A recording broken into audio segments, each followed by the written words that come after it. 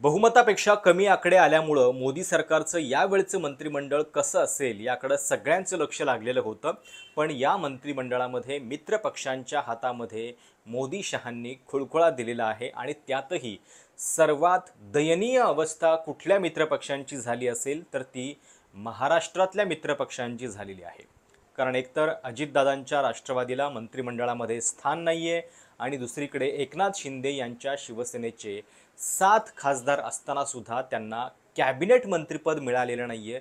त्याच्याऐवजी केवळ स्वतंत्र प्रभार असलेलं राज्यमंत्रीपद देण्यात आलेलं आहे. आणि त्यामुळं मोदी शहांनी या मित्रपक्षांना अत्यंत लिमिटमध्ये ठेवलेलं आहे. त्यांच्यासाठी एक लक्ष्मण रेषा आखलेली आहे आणि त्याच्या पलीकडं हा दबाव जो आहे तो त्यांचा सहन केलेला नाही आहे हे दिसतंय. TDP आणि JDU ज्यांचे 16 आणि 12 खासदार आहेत त्या दोन पक्षांना सुद्धा एक कॅबिनेट एक राज्यमंत्रीपद अशी दोनच मंत्रिपदं जी आहेत ती मिळालेली आहेत. एकूण 71 मंत्र्यांचं हे मंत्रिमंडळ आहे ज्याच्यामध्ये 30 कॅबिनेट मंत्री आहेत, 5 स्वतंत्र प्रभार असलेले राज्यमंत्री आहेत आणि 36 राज्यमंत्री आहेत. याच्यामध्ये 60 मंत्री जे आहेत ते एकट्या भाजपचे आहेत आणि केवळ 11 मंत्रिपदं जी आहेत ती मित्रपक्षांना देण्यात आलेली आहेत. आणि त्यातही आपण जे म्हणतोय की सर्वात वाईट अवस्था जी आहे ती महाराष्ट्राची केलेली आहे त्याची एक 2-3 कारणं नीट समजून घ्या. कारण याचा परिणाम जो आहे तो महाराष्ट्राच्या विधानसभा निवडणुकीच्या दृष्टीनं खूप मोठा होणार आहे आणि भाजपची त्या दृष्टीनं मानसिकता पुढची वाटचाल जी आहे ती या खातेवाटपात दडलेली आहे.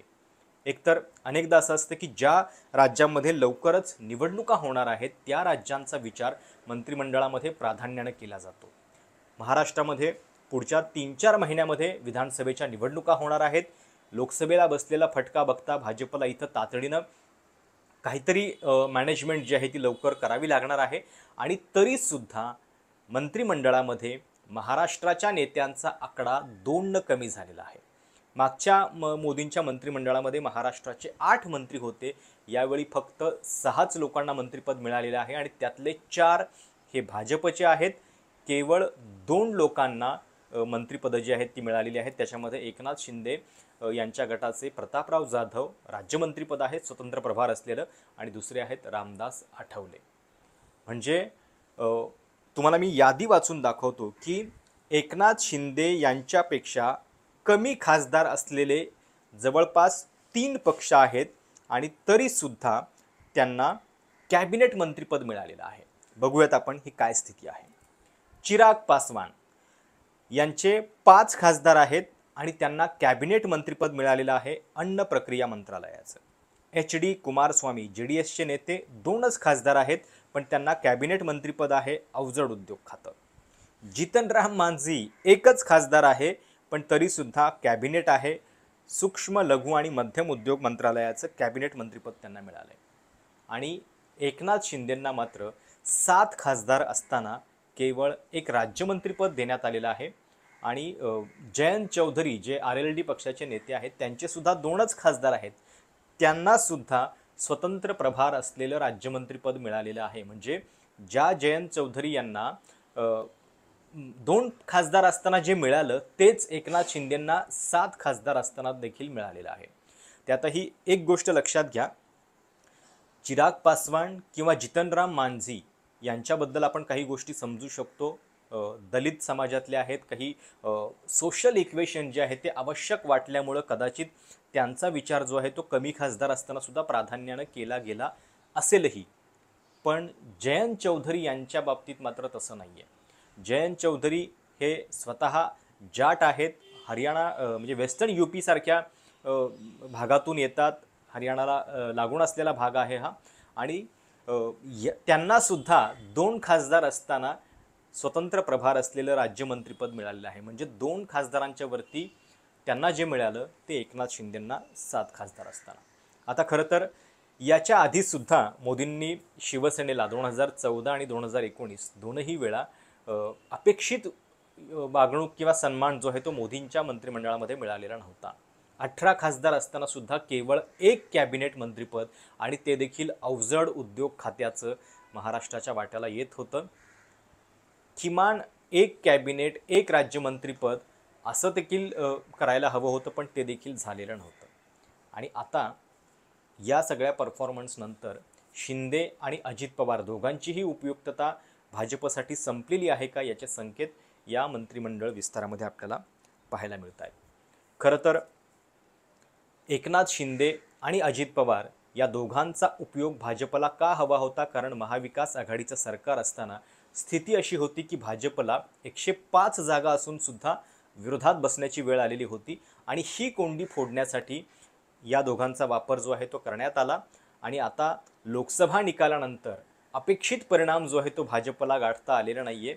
त्यामुळं आता या दोघांना हळूहळू त्यांची उपयुक्तता कमी करून भाजप आपला जो मूळ हेतू आहे स्वबळावरती महाराष्ट्रामध्ये सत्ता येणं, कारण यांना मुख्यमंत्री करणं, यांना उपमुख्यमंत्रीपद देणं हा काही भाजपचा पक्ष म्हणून हेतू असू शकत नाही. त्यातही 105 आमदार असताना सतत यांचा नेतृत्वाला उभारी देत राहणं हे काही भाजपला परवडणारं नाही आहे. आणि आत्ताचे लोकसभा निवडणुकीचे निकाल बघितले तर महायुतीमध्ये भाजपचीच सर्वाधिक घसरण जी आहे ती झालेली आहे. अजित पवारांचं सुद्धा त्यांना 4च जागा मिळालेल्या होत्या, त्यातली 1 जागा त्यांना मिळाली. भाजपनं 28 जागा लढल्या आणि त्याच्यानंतर त्यांच्या 9च जागा निवडून आलेल्या आहेत. या पार्श्वभूमीवरती खरोखर मतांचं ट्रान्सफर जे आहे ते आपल्याला होतंय की नाही याचा विचार भाजप नक्कीच करेल. आणि त्या दृष्टीनं एकनाथ शिंदे यांचा गट जो आहे, खरं तर चांगला परफॉर्मन्स त्यांनी दिला. महायुतीमध्ये 15 पैकी 7 जागा निवडून आल्या, पण तरीसुद्धा कॅबिनेट मंत्रिपद मिळवायला मात्र एकनाथ शिंदे यांची शिवसेना जी आहे ती कमी पडलेली आहे. आता असं म्हटलं जातं आहे अजित पवारांच्याकडून पण की लवकरच राज्यसभेवरती आमचे 2 खासदार वाढणार आहेत. एक साताऱ्याची जागा जी त्यांना कमिट करण्यात आलेली होती, उदयनराजेंना जागा ती सोडण्यात आली भाजपसाठी आणि म्हणून त्यांच्या जागेवरती राष्ट्रवादीचा उमेदवार निवडून जाईल असं सांगितलं गेलेलं होतं. प्रफुल्ल पटेल उरलेली टर्म बाकी असताना पुन्हा राज्यसभेवरती नव्यानं निवडून गेलेले आहेत. त्यामुळे त्यांच्या जागीसुद्धा राष्ट्रवादीचाच एक खासदार जो आहे तो पुन्हा निवडून येईल आणि त्या जोरावरती अजित पवारांच्या खासदारांची संख्या 4 वर पोहोचेल. पण तरीसुद्धा त्यांना कॅबिनेट मंत्रिपद मिळेल का, की ज्याच्यासाठी त्यांना त्यांचा हट्ट आहे, याच्याबद्दल मात्र शंका आहे. आणि महाराष्ट्राबद्दल जी मोदी शहांनी स्थिती केलेली आहे त्याच्यामध्ये एक लक्षात घ्या की उत्तर प्रदेशामध्ये इतक्या जागा कमी होऊन सुद्धा भाजपनं आत्ता तिथे 10 मंत्री केलेले आहेत, मोदींच्या सह 10 मंत्री. आणि त्यातही जर हरदीप पुरी जे राज्यसभेतून येतात उत्तर प्रदेशातून त्यांनाही आपण गणलं तर ही संख्या 11 वर जाते. म्हणजे इतक्या जागा कमी होऊन उत्तर प्रदेशामध्ये भाजपचे 10 मंत्री आहेत, महाराष्ट्रामध्ये मात्र केवळ 6 वरती हा आकडा आलेला आहे. आणि त्यामुळं महाराष्ट्राच्या बाबतीत अपेक्षित रिझल्ट न मिळाल्यामुळं मोदी शहांनी हे पाऊल उचललेलं आहे का, त्या दृष्टीनं या सगळ्याचा जागा वाटपावरती सुद्धा महायुतीतल्या खूप मोठा परिणाम होईल. महायुतीमध्ये आता विधानं सुरू झालेली आहेत. काल आपण बघितलं की श्रीरंग बारणे जे एकनाथ शिंदे गटाचे खासदार आहेत त्यांनी थेटपणे हे म्हटलं की आम्हाला एक कॅबिनेट मिळायला पाहिजे होतं. अजित पवार जाहीरपणे विधानं करतायत की आम्हाला कॅबिनेट हवं होतं, स्वतंत्र प्रभार असलेलं राज्यमंत्रीपद ते देऊ पाहत होते, पण आम्ही ते घेतलेलं नाही आहे. आता जर अशा पद्धतीनं ही विधानं जाहीरपणे होत असतील तर अर्थातच विधानसभेसाठीचं महायुतीतलं जागा वाटप हे करताना सुद्धा भाजप या मित्रपक्षांचा दबाव लक्षात घेणार नाही, त्यांना एका ठराविक लिमिटमध्येच ठेवेल असं दिसतंय. त्या दृष्टीनं हा मंत्रिमंडळ विस्तारातला परिणाम जो आहे तो खूप मोठा असणार आहे.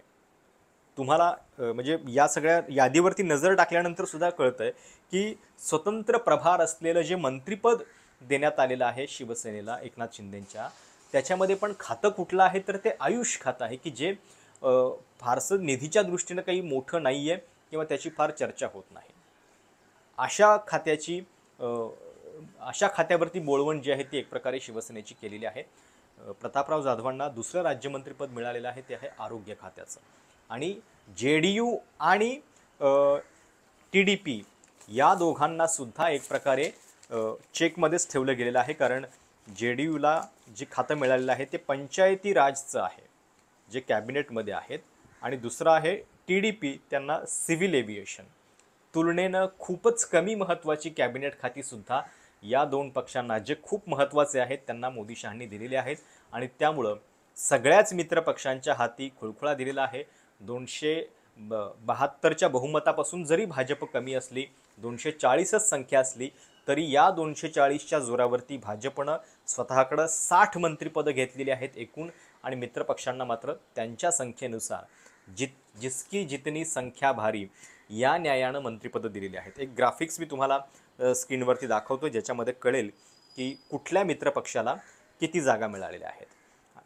भाजप 240 जागा असताना 61 मंत्रिपदं आहेत, सर्वाधिक मंत्रिपदं. आणि त्याच्यानंतर सर्वात मोठा आकडा काय आहे मित्रपक्षांचा तो बघा. TDP 2 16 खासदार असताना, JDU 12 खासदार असताना 2 मंत्रिपदं. म्हणजे थेट मोठा आकडा जो आहे तो 2चाच आहे. आणि बाकी मग खाली तुम्ही बघताय की एक एक खासदार असताना सुद्धा कशा पद्धतीनं मंत्रिपदं जी आहेत ती दिली गेलेली आहेत. खरं तर UPAच्या काळामध्ये राष्ट्रवादी असू द्यात किंवा NDAच्या वाजपेयींच्या काळामध्ये शिवसेना कधीच एका मंत्रिपदावरती ते थांबलेले नव्हते. त्याच्यापेक्षा जास्त मंत्रिपदं मिळत होती. शरद पवारांच्या राष्ट्रवादीला तर UPAमध्ये 3-3 मंत्रिपदंसुद्धा मिळालेली आहेत. पण आता मोदी शहांच्या कार्यकाळामध्ये ते होताना दिसत नाही आहे. आणि त्यामुळं या मंत्रिमंडळ वाटपातून विधानसभेसाठीचे महायुतीतले मोठे संकेत मिळत आहेत हे नक्की आहे. तुम्हाला या सगळ्याबद्दल नेमकं काय वाटतंय? हे खातेवाटप बघता शिंदेंना, अजितदादांना योग्य न्याय भाजपनं दिलेला आहे का, आणि त्याचा विधानसभेला कसा परिणाम होईल? तुमची प्रतिक्रिया काय आहे कमेंट्समध्ये कळवायला विसरू नका. चॅनल सबस्क्राईब देखील करा. आपल्याला लवकरच 2 लाखांचा टप्पा गाठायचा आहे. त्या दृष्टीनं हे चॅनल अधिकाधिक लोकांच्यापर्यंत पोहोचवा ही विनंती. धन्यवाद.